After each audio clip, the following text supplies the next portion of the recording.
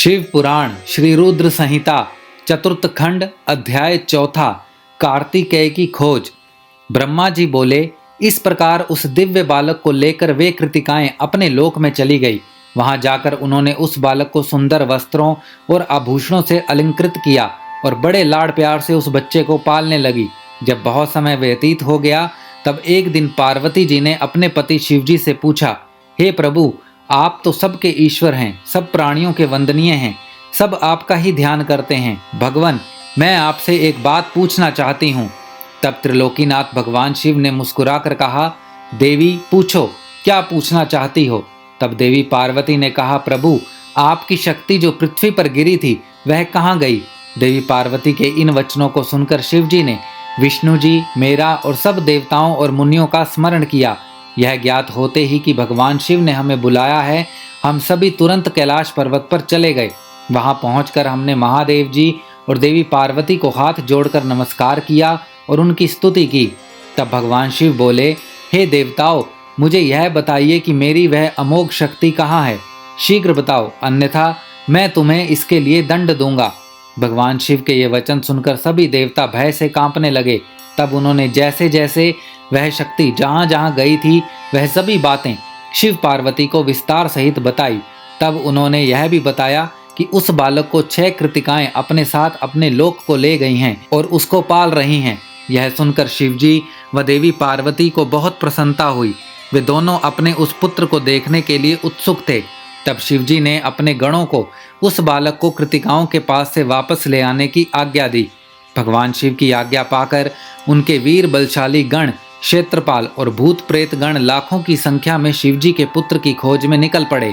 तब उन सब ने वहां पहुंचकर कृतिकाओं के घर को घेर लिया। यह देखकर कृतिकाएं भय से व्याकुल हो गई। तब कृतिकाओं ने अपने पुत्र कार्तिकेय से कहा कि हमें चारों ओर से असंख्य सेनाओं ने घेर लिया है, अब हमें बचने का मार्ग खोजना होगा।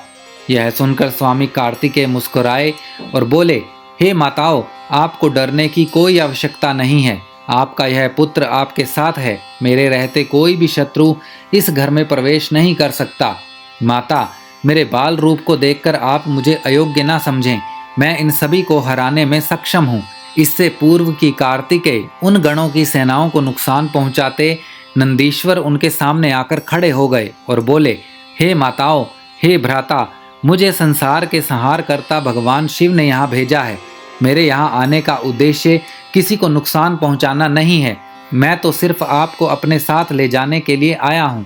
इस समय ब्रह्मा, विष्णु और शिव त्रिदेव आपकी कैलाश पर्वत पर प्रतीक्षा कर रहे हैं तथा आपके लिए चिंतित हैं। आप शीघ्र ही हमारे साथ पृथ्वी पर चलें। आप अभी तक अपने जन्म के उद्देश्य से सर्वथा अनजान हैं। आपका जन्म दैत्यराज तारकासुर का वध करने के लिए ही हुआ है, अतः आप हमारे साथ चलें। वहाँ पृथ्वी लोक पर सब देवताओं सहित स्वयं भगवान शिव आपका अभिषेक करेंगे तथा सब देवता अपनी अपनी दिव्य शक्तियाँ और अस्त्र शस्त्र आपको प्रदान करेंगे।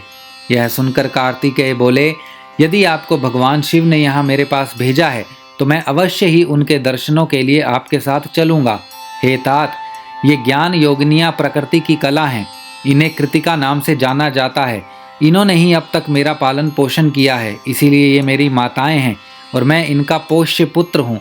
तब स्वामी कार्तिकेय ने हाथ जोड़कर कृतिकाओं से नंदीश्वर के साथ जाने की आज्ञा मांगी। माताओं ने अपना आशीर्वाद देकर उन्हें वहां से जाने की आज्ञा प्रदान कर दी। श्री रुद्र संहिता चतुर्थ खंड अध्याय चौथा समाप्त।